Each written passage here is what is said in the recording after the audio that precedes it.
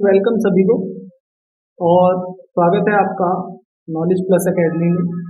और आज एक बार फिर से इसका सेकंड पार्ट चैप्टर का हम करने जा रहे हैं। Pol science 12th class chapter first, राष्ट्र निर्माण की चुनौती। देखिए, इसके फर्स्ट पार्ट में जो हमने चीज़ें पढ़ी थी वो ये थी कि 14-15 अगस्त को जवाहरलाल नेहरू ने कौन सा भाषण दिया, जिसमें हमने पढ़ा कि भाग्यवती से प्रतीक्षित भेंट। उसके बाद हमने, अगर हम आगे देखें तो हमने पढ़ा कि किस तरीके से स्वतंत्रता के बाद भारत के समक्ष कौन कौन सी चुनौतियां आई। और जैसे कि इसमें 3 मुख्य चुनौतियां थी: एकता के सूत्र में देश को बांधना, लोकतंत्र को बनाना और विकास के लिए एक अच्छी योजना तैयार करना। और इन सब चीज़ों के लिए सरकार ने अच्छा खासा संविधान बनाया, योजनाएं बनाई, जिससे कि लोगों का ज़्यादा से ज़्यादा विकास हो सके। इसके अलावा हमने द्विराष्ट्र सिद्धांत के बारे में पढ़ा, हमने विभाजन के 4 परिणाम पढ़े। और आज हम जो शुरू करने जा रहे हैं वो एक नया कॉन्सेप्ट है। बहुत कुछ जानने को मिलेगा। आशा करता हूँ कि आपको ये आसान लैंग्वेज में चीज़ें समझ में आएंगी। देखिए, कॉन्सेप्ट की शुरुआत होती है रजवाड़ों से। और रजवाड़े कौन है? ये वे राजा हैं जो ब्रिटिश भारत में शासन कर रहे थे आज़ादी से पहले। और अगर हम इनके बारे में बात करें तो हमें समझ में आता है कि किस तरीके से इन रजवाड़ों की जो टोटल संख्या थी वो 565 थी। एक नंबर में ये क्वेश्चन इंपॉर्टेंट है, आपसे पूछा जाएगा कि टोटल रजवाड़ों की संख्या कितनी थी, तो 565 आपको याद रखनी है। और अगर हम इसकी आगे बात करें तो रजवाड़े बेसिकली देखिए सौराष्ट्र, महाराष्ट्र और देश के अलग अलग हिस्सों में इनकी संख्या अलग अलग थी और अच्छे खासी संख्या में भारत में शासन कर रहे थे। एक नंबर में एक और क्वेश्चन डिस्कस कर लें, उसके बाद रजवाड़ों की समस्याओं को समझते हैं। 1951 में भारत में मुसलमानों की संख्या कितनी थी टोटल? तो देखिए, इनकी संख्या आपसे पूछी जाती है कई बार, ये 1 नंबर के मार्क्स में क्वेश्चन आता है।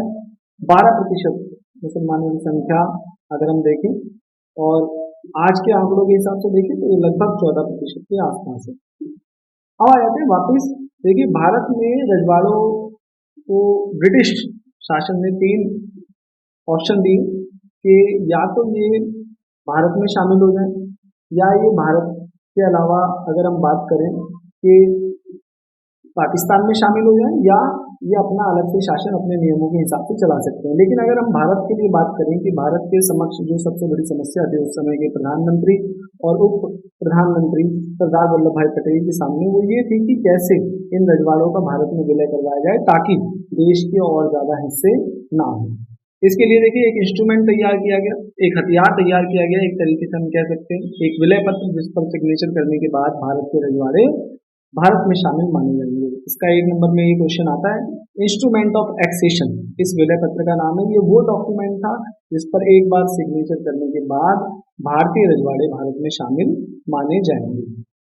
देखिए, जो 4 सबसे बड़े रजवाड़े थे उस समय के और जिन्होंने समस्या हमारे लिए खड़ी करी, वो थे त्रवणकोर, हैदराबाद, मणिपुर और जम्मू कश्मीर। जम्मू कश्मीर के बारे में आप आने वाले चैप्टर्स में से एक चैप्टर में इसके बारे में पढ़ेंगे। लेकिन शुरुआत में अगर इस चैप्टर में हम देखें तो हैदराबाद का विलय हमें बताया गया है कि किस तरीके से भारत में ये हुआ। सीधा सीधा जब हम आते हैं तो देखिए, उस समय हैदराबाद आज के कई राज्यों को लेकर बनने वाला एक बहुत बड़ा रियासत थी एक तरीके से। और यहाँ के जो शासक थे उनको हम किस नाम से बुलाते हैं? उनको हम बुलाते थे निजाम के नाम से। निजाम उस समय के बताए गए हैं कि बहुत अमीर व्यक्ति थे, देश के विश्व के कई धनी व्यक्तियों में इनकी गिनती होती थी। और इन्होंने भारत सरकार से 1 साल का समय मांगा कि मैं सोच कर आप सबको बताऊंगा या सरकार को सूचना दूंगा कि मैं भारत में शामिल होना चाहता हूँ या नहीं। भारत सरकार ने ऐसा किया नहीं, उनको 1 साल का समय दिया। लेकिन इसी बीच जो सबसे बड़ी समस्या आती है निजाम के लिए वो ये थी कि जनता ने निजाम के खिलाफ आंदोलन शुरू कर दिया। आंदोलन क्यों शुरू किया? क्योंकि जनता को ऐसा मानना था कि भारत सरकार में शामिल होना एक अच्छा ऑप्शन है और राजा हमारे लिए उतने अच्छे वेलफेयर काम नहीं करता जितना अच्छा काम होना चाहिए। निजाम के खिलाफ किसान, महिला और बड़ी संख्या में कई लोग इसमें शामिल हुए। उस समय की हैदराबाद की कांग्रेस, कम्युनिस्ट पार्टी, कई पार्टियां एकजुट हुई और इन पार्टियों ने अच्छा खासा नेतृत्व दिया जनता को। और जनता को नेतृत्व देने का मतलब ये था कि सीधे सीधे निजाम को अपनी सत्ता से हटना पड़ेगा। लेकिन राजा इतनी जल्दी हटने वाले में से नहीं था। उसके पास भी अपने कुछ अर्धसैनिक बल थे जिनको हम रजाकार के नाम से जानते हैं। इन रजाकारों ने बल का प्रयोग करते हुए धर्म के नाम पर अत्याचार किया। बताया जाता है रेप जैसी घटनाएं, मारपीट, दंगे और बहुत सारी चीज़ें ऐसी हुई जिसकी वजह से जनता को बहुत सारा कष्ट झेलना पड़ा। लेकिन सरकार का लक्ष्य सीधा सीधा ये था कि इन रजाकारों को क्या किया जाए, खत्म किया जाए, या इनको एक तरीके से बल का प्रयोग करके आंदोलन को क्या किया जाए, खत्म किया जाए। सरकार ने क्या कदम उठाए? सरकार का लक्ष्य था सैनिकों को काबू में रखने के लिए भारतीय सेना का प्रयोग हुआ और उस समय एक ऑपरेशन चलाया गया। इस ऑपरेशन के दौरान निजाम ने मात्र बताया जाता है कि कुछ ही समय में आत्मसमर्पण कर दिया और भारत में विलय हुए। इसकी एक तस्वीर आपको आपके चैप्टर में दिख भी जाएगी, जहाँ पर सरदार वल्लभ भाई पटेल और निजाम खड़े हुए हैं और जिसमें दिखाया गया है कि किस तरीके से निजाम का आत्मसमर्पण हुआ और भारत सरकार में इस रियासत का विलय हुआ। अगली जो समस्या आती है देखिए, वो है मणिपुर के राजा के बारे में।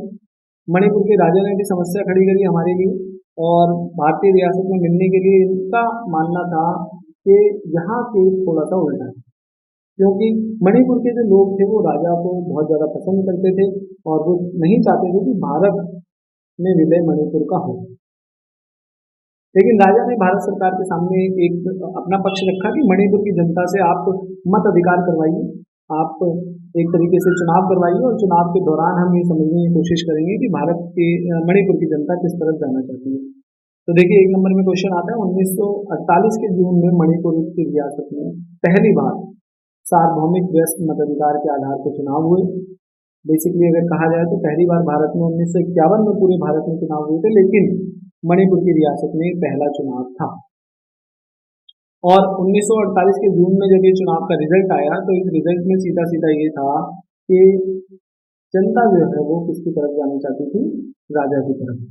लेकिन राजा पर दबाव डाला गया और राजा के ऊपर दबाव डलवाकर या एक तरीके से कहें कि मनाकर और सरदार वल्लभ भाई पटेल की दूरदर्शिता कूटनीति का प्रयोग करते हुए उन्होंने मणिपुर के राजा को एक बार फिर से इसमें शामिल करवा लिया और भारत का मणिपुर एक राज्य, एक अंग बन गया। तो इस तरीके से इन दो रियासतों की समस्याओं का जिक्र आपकी पुस्तक में हुआ है, जिसको हमने समझने की कोशिश करी। और उसके बाद आपकी बुक में एक टेबल दे रखी है जिसमें बताया गया कि किस तरीके से नए नए राज्यों का निर्माण समय समय पर होता रहा है। और अगर हम बात करें, देखिए इसके बारे में वापस आएंगे, सन 2000 में 3 राज्यों का निर्माण पढ़ेंगे, लेकिन उसको समझने से पहले हम समझ लेते हैं राज्य पुनर्गठन आयोग। देखिए, तो बेसिकली इसमें क्या है, आज़ादी से पहले 1920 में कांग्रेस का एक अधिवेशन हुआ था, जहां पर इस अधिवेशन में साफ रूप से बात ये रखी गई थी कि किस तरीके से हमें भाषा आधारित राज्य चाहिए। सरकार का नजरिया था कि आज़ादी के तुरंत बाद हम भाषा आधारित राज्य बनाएंगे ताकि सभी राज्यों को उनका अपना अपना अच्छा एक तरीके से हक मिले। और बात ये रखी गई, लेकिन देश में आज़ादी के तुरंत बाद हमने देखा कि 2 देश बने, भारत और पाकिस्तान। इसी बीच जो सबसे बड़ी समस्या खड़ी हुई वो ये थी कि मद्रास प्रांत में कुछ तेलुगु भाषा बोलने वाले लोग थे, जिनका ये मानना था कि सरकार को भाषा के आधार पर नए राज्यों का निर्माण करना चाहिए। इन तेलुगु भाषी लोगों ने और उस समय के इस तेलुगु भाषी लोगों का नेतृत्व देने वाले एक व्यक्ति थे पोट्टी श्रीरामल्लू। उन्होंने 56 दिन की हड़ताल करी और आंध्र आंदोलन चलाया। आंध्र आंदोलन की सीधा सीधी मांग थी कि मद्रास प्रांत के इन तेलुगु भाषी लोगों को एक अलग भाषा के आधार पर राज्य चाहिए। लेकिन 56 दिन की हड़ताल के बाद इनकी मृत्यु होने के उपरांत पोट्टी श्रीरामल्लू और उस समय बहुत सारे कुछ दंगे हुए जिसमें कुछ लोग भी मारे गए और भारतीय सरकार को भाषा आधारित राज्य की मांग को मानना पड़ा। दिसंबर 1952 में पहला भाषा आधारित राज्य जो बना उसका नाम है आंध्र प्रदेश। तो आप सबको याद रखना है कि भाषा के आधार पर पहला कौन सा राज्य बना, आंध्र प्रदेश। अब बात कर लेते हैं, देखिए चैप्टर में बहुत अच्छा कार्टून दिखाया गया है जो कई बार आता है, जिसमें जवाहरलाल नेहरू को घेर कर बहुत सारे नेता खड़े हुए हैं और उनके कोट पर हमें देखने को मिलेगा कि किस तरीके से कुर्ते पर देखने को मिलेगा कि अलग अलग राज्यों की मांग की जा रही है। महाराष्ट्र की और गुजरात की, ये सभी भाषा के आधार पर राज्यों की मांग कर रहे हैं। सरकार ने इनकी मांगों को देखते हुए एक राज्य पुनर्गठन आयोग बनाया कि भाषा के आधार पर कितने राज्य बनाए जा सकते हैं। इसको जानने के लिए एक टीम तैयार की गई और टीम ने अपनी रिपोर्ट जब कुछ समय बाद सौंपी सरकार को, तो उसमें बताया गया कि किस तरीके से भाषा के आधार पे और जिसमें कई मिक्स भाषा और धर्म जाति के लोग रहते हैं, हम 14 राज्य और 6 केंद्र शासित राज्य क्या कर सकते हैं, बना सकते हैं। तो इस तरीके से सरकार ने देखिए राज्यों का निर्माण करा। उसके बाद अगर हम देखें कि देश में अलग अलग भाषा धर्म जाति के लोग रहते हैं और भाषा के आधार पर राज्यों की मांग को लेकर समय समय पर मांग उठती रहती है। इन सब चीज़ों को देखते हुए अगर हम देखें तो देखिए आगे अभी हमने पीछे जो चीज़ छोड़ी थी वो ये था कि सन 2000 में 3 नए राज्यों का निर्माण हुआ, जो आपसे पेपर में सबसे इम्पोर्टेंट पूछा जाता है। हालांकि और भी कई राज्य जो समय समय पर बने, जैसे सन 2000 में 3 राज्य जो बने वो याद रखने हैं आपको, झारखंड, छत्तीसगढ़, उत्तराखंड, और उसके बाद 1966 में पंजाब, और दूसरे राज्य कब कब बने ये सारे ईयर आपको याद रखने पड़ेंगे, बुक में दे रखा है। इस चैप्टर को और ज़्यादा अच्छे से समझने के लिए आप हमें डायरेक्टली कांटेक्ट कर सकते हैं। अगर आप दिल्ली के आसपास जहांगीरपुरी के इलाके में हैं तो आप आइए हमारी ऑफलाइन एकेडमी में, और इसको और अच्छे से समझने के लिए आप देख सकते हैं कैसे आपके मार्क्स में इम्प्रूवमेंट आएगी। अदरवाइज मिनिमम एफर्ट और मैक्सिमम रिजल्ट के लिए वीडियो मैंने तैयार की है। ज़्यादा से ज़्यादा इसे अपने दोस्तों के साथ शेयर करें, और अगर आपको पसंद आई हो तो आप इसे ज़रूर लाइक करें। Thank you so much.